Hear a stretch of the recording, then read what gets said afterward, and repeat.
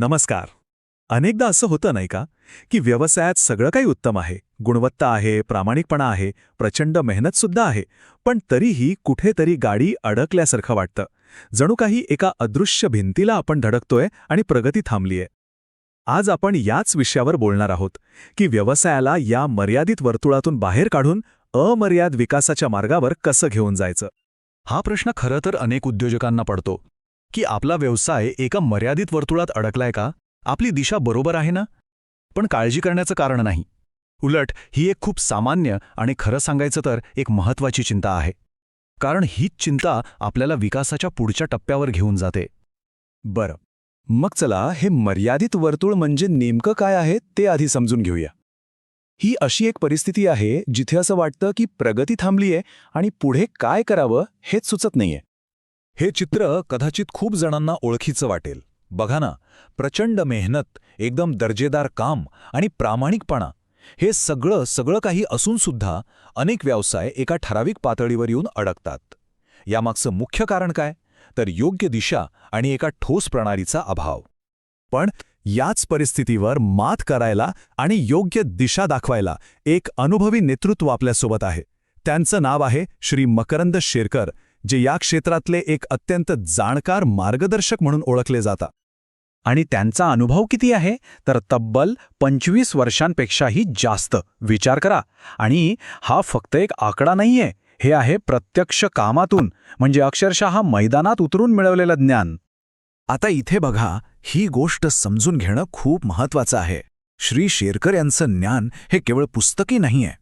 त्यांनी प्रत्यक्ष टेंडरिंग प्रक्रियेतले अडथळे, त्यातल्या तांत्रिक बाजू आणि यशस्वी होण्याची रणनीती हे सगळं स्वतः अनुभवलं आहे. आणि हीच गोष्ट त्यांना फक्त थिअरी माहीत असलेल्या लोकांपेक्षा पूर्णपणे वेगळं ठरवते.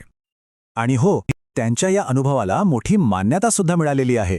MCED आणि MIT कॉन सारख्या नामांकित संस्था, या संस्था त्यांना टेंडरिंग विषयावर मार्गदर्शन करण्यासाठी नियमितपणे बोलावतात. आता यावरूनच त्यांच्या विश्वासार्हतेचा अंदाज येतो, नाही का? तर याच प्रचंड अनुभवातून आणि उद्योजकांच्या नेमक्या गरजा ओळखून श्री शेरकर यांनी टेंडर टेक या संकल्पनेला जन्म दिला. चला पाहूया की हे टेंडर टेक नेमका आहे तरी काय.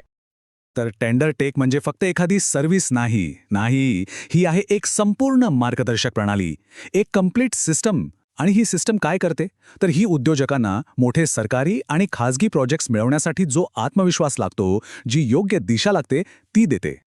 मग प्रश्न येतो की याचा फायदा कोणाकोणाला होऊ शकतो.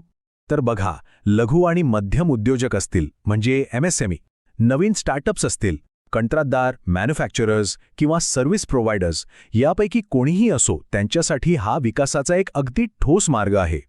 आणि ह्या प्रणालीचं सर्वात मोठं वैशिष्ट्य काय आहे माहितीये? ते म्हणजे टेंडरिंगमधल्या सगळ्या क्लिष्ट, गुंतागुंतीच्या गोष्टी अगदी सोप्या आपल्या मराठी भाषेत समजावून सांगितल्या जातात. त्यामुळे होतं काय की भाषेचा अडथळा पूर्णपणे निघून जातो आणि विषय थेट समजतो, एकदम डोक्यात बसतो. ह्या सगळ्याच्या मुळाशी आहे एक अतिशय शक्तिशाली विचार, एक मंत्रच म्हणा ना. आणि हा असा मंत्र आहे जो संपूर्ण दृष्टिकोन बदलण्याची ताकद ठेवतो. श्री मकरंद शेरकर यांचा एक ठाम विश्वास आहे. ते म्हणतात, टेंडरिंग ही भीती नाही, ती एक संधी आहे. किती सोपं आणि किती महत्त्वाचं वाक्य आहे. हा एकच विचार टेंडरिंगकडे पाहण्याचा आपला पारंपरिक दृष्टिकोनच बदलतो आणि नव्या शक्यतांची दारं उघडतो. आणि याच विचारातून, याच विश्वासातून एक मंत्र जन्माला आला, टेंडरिंग कराओ, बिझनेस बढाओ. हे फक्त एक घोषवाक्य नाहीये, तर आज हजारो उद्योजकांसाठी व्यवसाय परिवर्तनाचा, बिझनेस ट्रान्सफॉर्मेशनचा एक सिद्ध मार्ग बनलाय. बरं, विचार तर खूप छान आहे, पण या विचारधारेमुळे प्रत्यक्षात काही बदल घडले का? चला आता तेच पाहूया. कारण शेवटी कोणताही विचार तेव्हाच मोठा ठरतो जेव्हा तो सत्यात उतरतो, नाही का?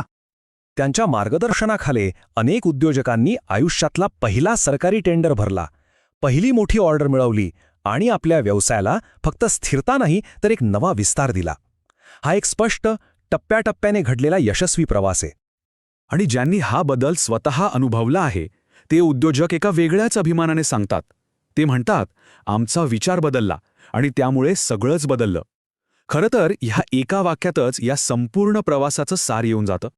तर मग या सगळ्या चर्चेमधून आपण काय शिकलो? व्यवसायाला पुढच्या पातळीवर, नेक्स्ट लेव्हलवर नेण्याचा प्रवास नेमका कसा असतो? श्री मकरंद शेरकर हे फक्त एक कन्सल्टंट किंवा सल्लागार नाहीत, तर ते या प्रवासातले सारथी आहेत, जे रस्ता दाखवतात, आत्मविश्वास देतात आणि यशापर्यंत सोबत राहतात. आणि जाता जाता एक महत्वाचा प्रश्न, आपल्या व्यवसायाच्या विकासातला खरा अडथळा बाहेरची बाजारपेठ आहे की आपली स्वतःची मानसिकता, यावर जरा विचार नक्की करा. कारण योग्य मार्गदर्शन मिळालं तर बाजारपेठ जिंकणं नक्कीच शक्य आहे.